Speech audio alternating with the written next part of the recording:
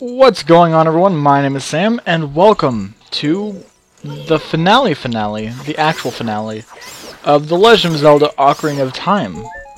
I'm killing bats, also known as keys. Never did like that name, but regardless. So, the first section of Ganon's Castle Tower Place is, of course, a spread out, dungeon-y sort of thing, where you do stuff, right? And then you unlock a barrier, and now we're going up a tower part. And also, I'm murdering some lizards.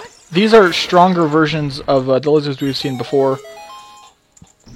It's stupid. You could just kill them that way. I'm sure you could kill them many other ways, but I like to do it that way because it feels very cheap. Also, hover boots, surprisingly helpful in this next fight. So awesome. I'm just happy because I get to use them. They're actually really helpful. I mean, they're not necessary, but they're nice. I think I keep them on for the whole fight. I'm not really sure. But anyways, what's that? What? That's the boss key. And these guys, oh boy. Turns out a light arrow only stuns them. So let's revert back to the old. Yeah, there you go. Jump at me. It's perfect. See? They jump and then they just get killed. Honestly, this is a flawless plan.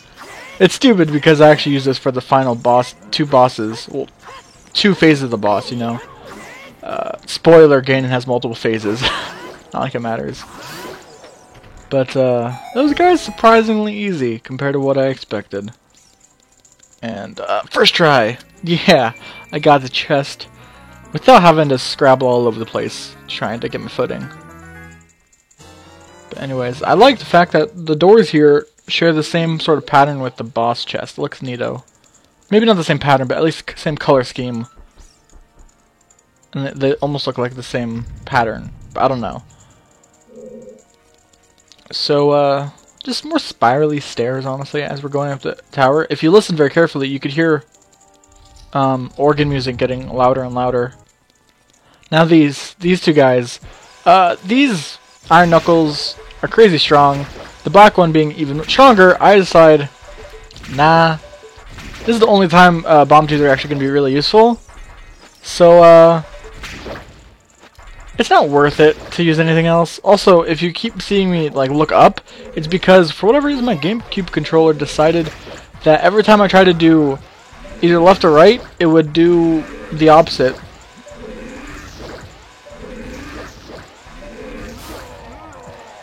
Yeah, actually, I managed to kill them both at the exact same time with the same bomb chew. So that was fun. And a bunch of hearts. I didn't actually get touched there. So, pro tips, that's how you do it. That is how you do it. Anyways, so once we get to this section, the organ music will get louder and louder and louder. At least I think it's getting louder. Hard to tell. But regardless, we are here at the final fight. And it is gonna be interesting. Also, random grass-looking carpet. Okay.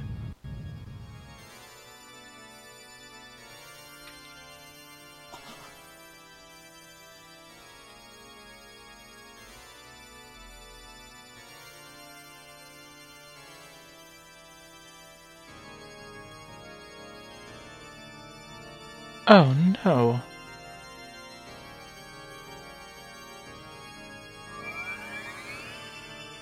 Ooh, look at that.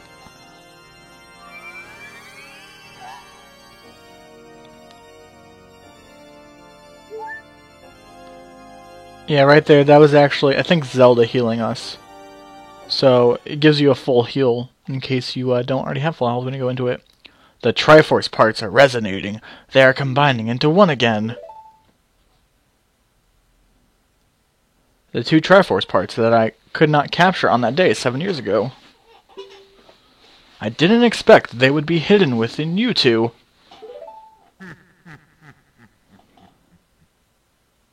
And now, finally, all of the Triforce parts have gathered here. These toys are too much for you. It sounds like something a child would say. I command you to return them to me. Oh no! 1UP box! I can't help you because I'm useless. But Navi can't help you, so you won't be able to Z-target, or L-target, whatever, in this fight. Also, surprise, surprise, that was all a trick. Anyways, this is the great evil king called Ganondorf. Also, shit. You gotta be very careful, because he will break out the middle platforms. So I probably should have moved. But, hover boots, they saved me from falling all the way to the bottom. So that's good. Anyways, he will hover, and he'll harness the power of electricity, I guess. You can shoot these back. But I thought I'd also show you the fact that if you let them hit any of the platforms that aren't these, then you're going to have a bad time. Also, he is invulnerable during this section, so don't try what I was trying. It's not going to work. There is a time for you to shoot him, but now is not the time. Anyways, if you ever need to, you can drop down to where I almost fell, and you can actually get some magic and some health down there in some jars. Anyways, that's how you play tennis with this guy. Once you stun him, you have to hit him with light arrow. He'll get really weakened. You go down here, fucking spin like crazy. That's all I gotta do. Spin like crazy. That's what I'm saying, right? The spinning, it works. I got a good like 7 or 8 of those in. Ah, fuck. That's right. Silly, very silly mistake. But anyways. So this battle is all about what you learned in the Phantom Ganon fight. 1, don't get hit by electricity because it hurts, and 2, be careful. What I found is, like, pick a spot where you could see your own shadow, and then watch the light as it gets closer. Obviously not like that. You gotta sort of get into a rhythm. It gets quicker, but if you, I don't know. You should be able to get the feel for it.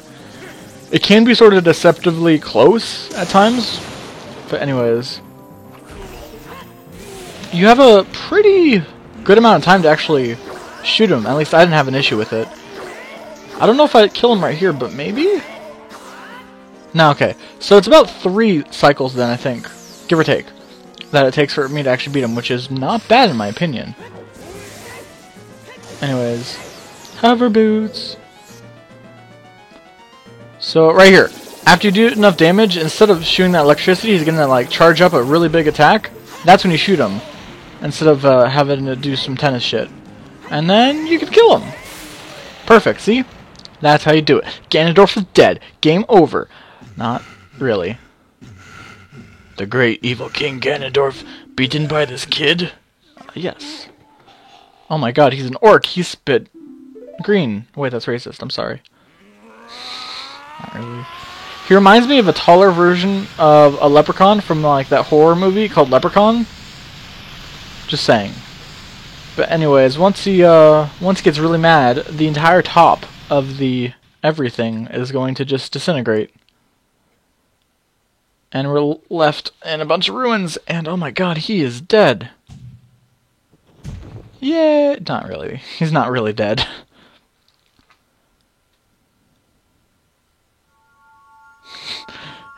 It looks like Link was counting in his head. 1, 2, 3. Look up! It's like he was like practicing. Anyways, randomly, Ganon's not actually dead, but the power that was holding her in that crystal goes away, I guess. Ganondorf, pitiful man. I mean, without a strong, righteous... Not gonna do it. That would be really annoying if I said this fucking voice all day. That would be annoying. I would hate myself. Anyways. What up, Box? Listen to me. This tower will collapse soon. With his last breath, Ganondorf is trying to crush us in the ruins of the tower. We need to hurry and escape. Please follow me. That's right. So, to follow her, let's run after her in the proper clothing. So, for one thing, this makes no fucking sense. If you look up, there's a bunch of random rocks appearing in the sky and falling on us. That makes no sense. As we get down here, it does make sense because they're like crumbling off of the building. That makes sense. Who checked this? Like, oh yeah, fucking have the rocks appear out of nowhere. It makes sense because it's like a thing here and you gotta dodge it, but like, get your shit together. Anyways, you got about 3 minutes to get out of here. You should have an easy time. I doubt it would take you super long. Just follow Zelda. She'll take you to where you go. If you ever get hit, which I will get hit. If you get hit, she will stop, go, and then be stuck there. And she will not move forward unless you go near her again to reactivate the escort, I guess. It's not really an escort, honestly. She runs faster than you, really. And it makes it really easy. She also just fucking hovered there. It makes it really easy to keep going, because like you don't have to wait for her. You sort of go your own pace. I like it. I mean, you do have to wait for her if like you get hit, but that's your fault. But anyways, for whatever reason, she has like metal bending. Like I don't get how she's doing any of this. Like it makes, I don't know. They never really bothered giving an in-game explanation as to how she could just lift it makes no sense. I'm confused. Anyways, I think it's right here. Yep. So in here, she'll run off and oh my god! She'll get a fire around her. That's not good. We're stuck here until we kill these guys, so of course, tried and true method.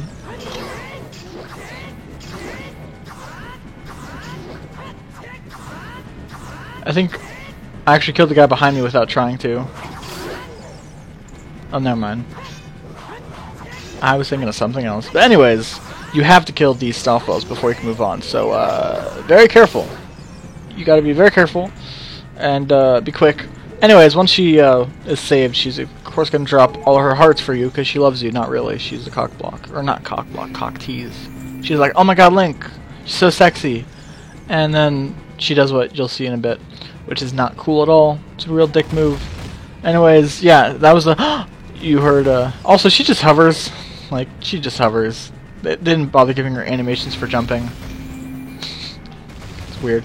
I keep getting hit in the cutscenes, I swear to god. Like, it doesn't do damage, but I keep getting hit regardless. It's like, oh, really? Really? I'm following her, and I'm just getting hit by rocks. It's a little rude. This whole section, though, I'm pretty sure the first time you'd be playing, it sort of worried me. I was like, oh shit. Like a minute left? I don't think we can make it. Fucking, I'm gonna get hit by all the rocks. And they only do a quarter health. I assume they would do a half health, of course, if I did not have the help from the magic fairy. But still, it adds up. But this is actually across the bridge that we had seen beforehand. I think that pissed me off. Like, get the fuck out of here. We saw this bridge before, but we never had any access to it. It basically leads directly outside, which is very cool.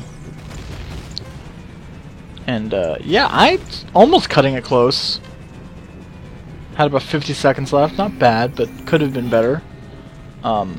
I think this cutscene up here is the one I've been thinking of. Yeah, so this cutscene, super laggy.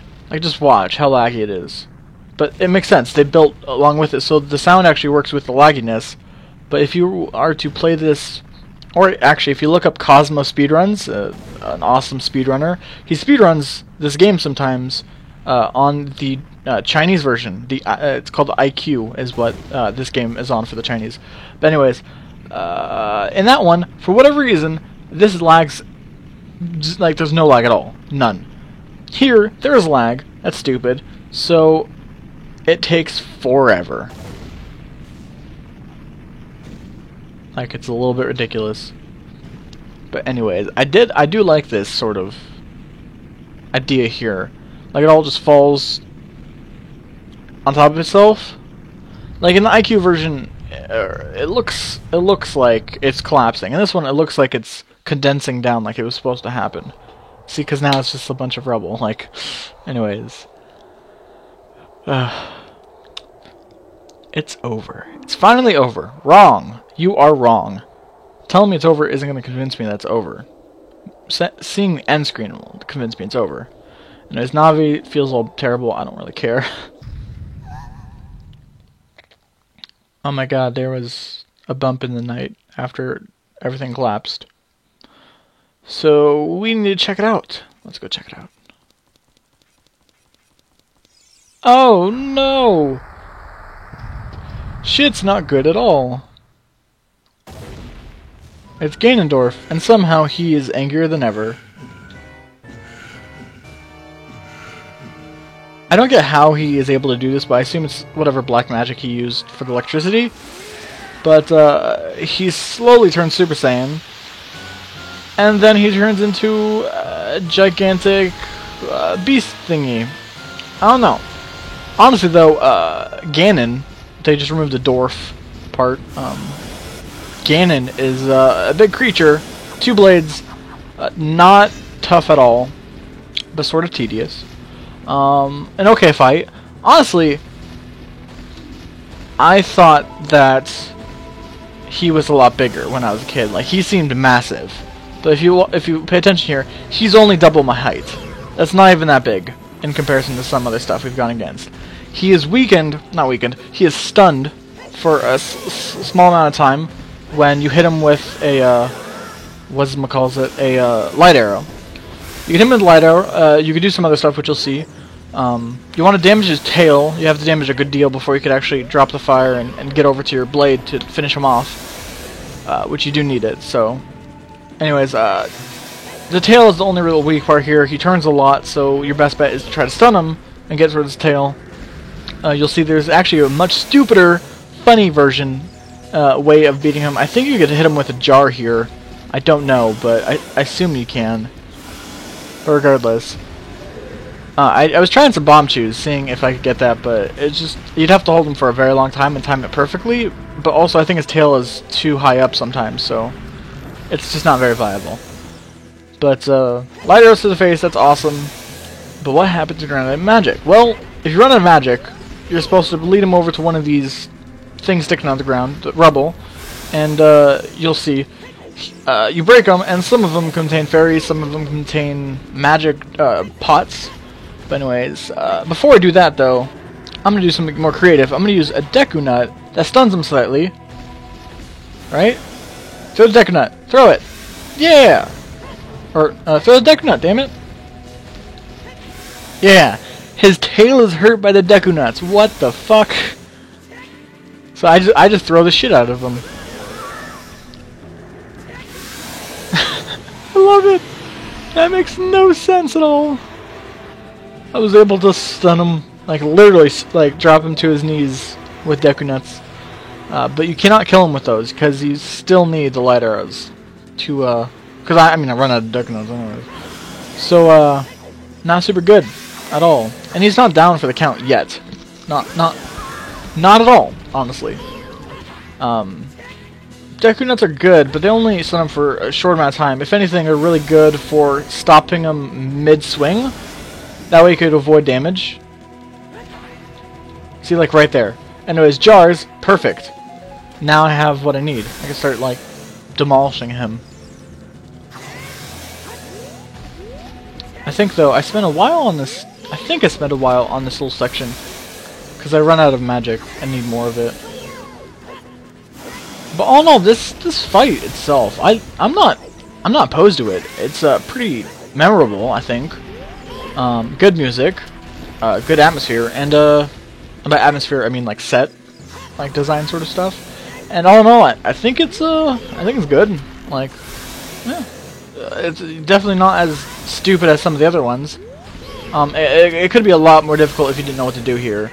That's why, it's, like, I take hits, but like, I could have gone this whole fight without taking any hits, which, I'm sure it's not super tough to do that anyways, but you also can actually Z-target his tail all the time, because whenever the face appears, then it takes priority. So Navi just sort of jumps over. I started throwing some bombs, like that's not going to help at all. Oh yeah, you can actually stun him with bombs. It's just really tough because he isn't stunned for very long. But you want to find more rubble. This is what's going to help you out. I thought I'd show you this part, even though I was actually really close to beating him without having to do this. But 4, I think. Count them, 4 fairies. I'm just going to keep throwing for whatever reason. 4 fairies in the rubble. Awesome. I don't know why they're there, but they are. And he's actually stunned by normal arrows, but they just don't do the same amount. I like that a lot of times you can only really see his eyes, which is very menacing. It's a little scary. Oh, magic! It's magic, you know. Never believe it's not so. Or some shit like that. That's how you do it. Anyways, all you have to do is repeat this. So if you had jars, if you had bottles, you could use bottles of magic, whatever. His nose was vibrating very oddly there, but regardless. She's using her power to hold back the evil king. Use your sword and deliver the final blow. This is one of the few Zelda games where Link, the final blow is a little bit vicious. Watch it. Also, I really like this scene, but slash, slash, slash, stab right in between the eyes. What? That is a lot more gruesome than I think we're used to. And of course, he has to stand up in order to do his death animation. But he's not totally dead. We didn't actually kill him. We just dropped him really, really low in health, I guess, so that we could do this. The 6 sages will come together, and of course, I can't actually click through this, so this is at its own pace. And they're gonna throw him into send him into the Dark Realm or whatever. I like to imagine this as Captain Planet. With our powers combined, we form Ganon Killer! Or some shit like that, I don't even know.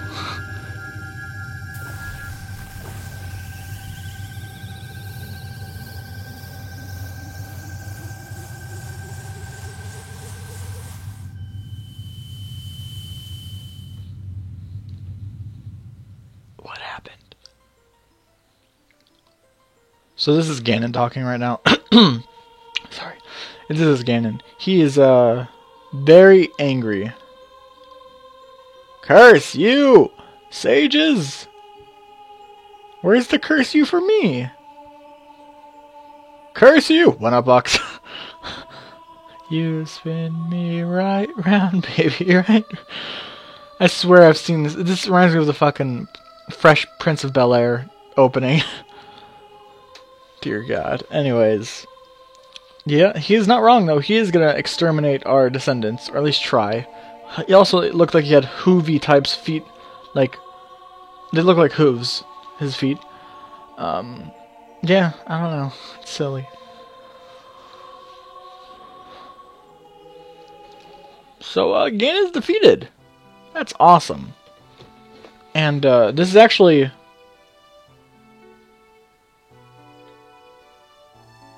Wait, this is the lullaby music, right? I think.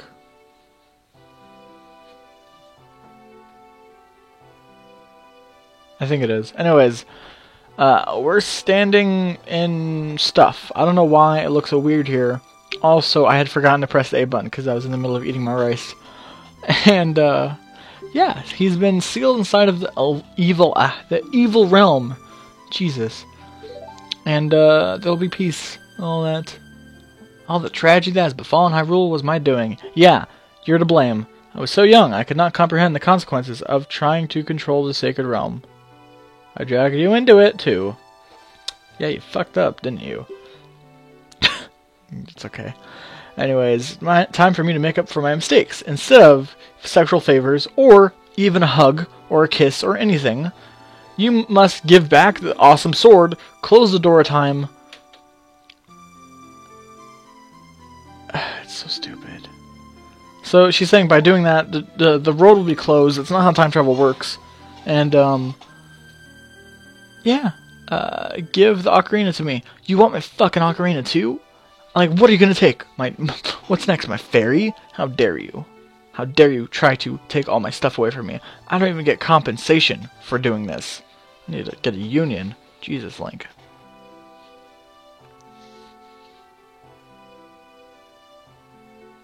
When peace returns to Hyrule, it will be time for us to say goodbye. AKA, thanks for helping me, but give me back the sword. How about also the ocarina? And go home.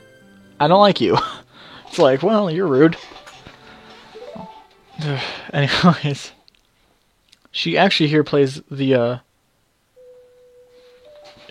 plays her own lullaby, which is a little weird. And fucking somehow he goes back in time. Weird though. Why not the fucking Song of Time to go back in time? You dropped the ball, guys. You dropped the ball. If the ball was right here, it would be dropped on the ground. Anyways, she says thank you and goodbye, and then that's it. And then Link sort of gets sent back to before it all happened. And somehow he and her have the knowledge of this shit, somehow. It's weird. So this is actually where everything got fucked up, because this game fucked up the timeline for everything. Like, it made it so that there were three branching paths from this one game. An adult version, where Link is no longer present, and has actually defeated Ganon. There's an adult version where he has failed, and there's a kid version where he goes back to his own time and keeps living on. That's Majora's Mask. The one where he failed, I think that went on to be like Twilight Princess, I think? Something like that. If you look at, like, I think it's called Hyrule Historia or some shit like that, the history is really weird, like the timeline between all these games. To be honest, they should have left it as a fan timeline, and like just let the fans decide, but they decided to make their own timeline, which ended up making more questions than answers, but whatever. Not like it matters. So, that's the game. That's the Let's Play. I hope you enjoyed. Honestly, throwing it out there, I was getting really tired of this Let's Play like 2 episodes ago, which is perfect because it ended right as I was getting tired of it. So, good on me, because I managed to space it out properly. I feel like it was really good to have each dungeon be its own sort of episode, because, honestly, there's a lot of bullshit in this game. I mean, there's a lot of bullshit in a lot of games, but, like, in this one, I just didn't want to deal with some stuff, so, like, I didn't. And I feel like that was for the better. Also, I really like this part of the song.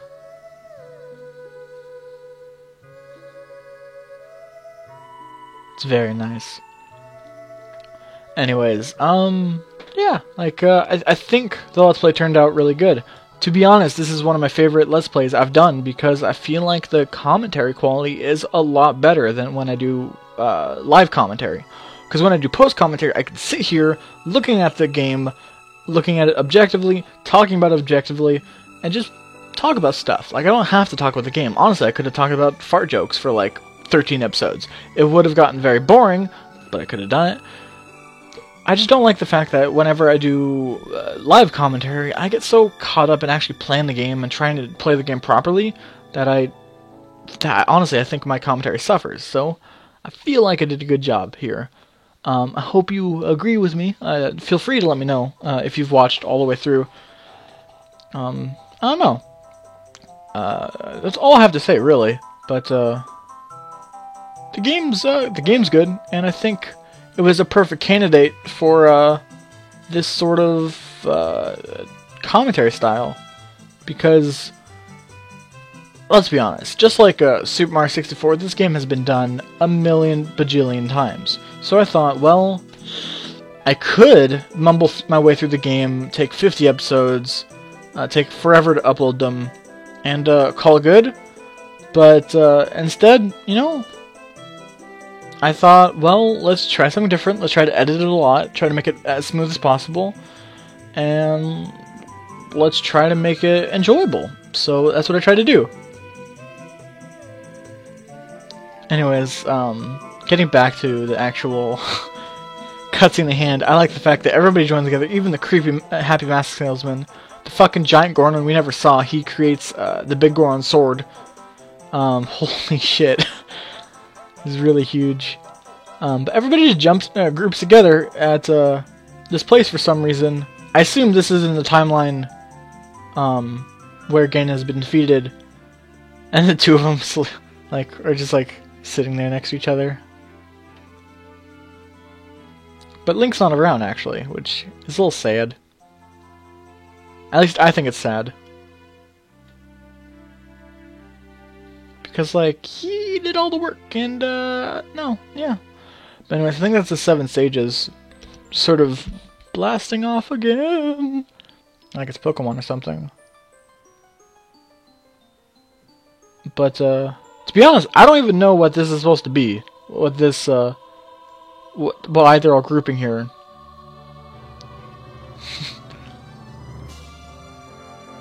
Wait, I was just thinking, there's only 2?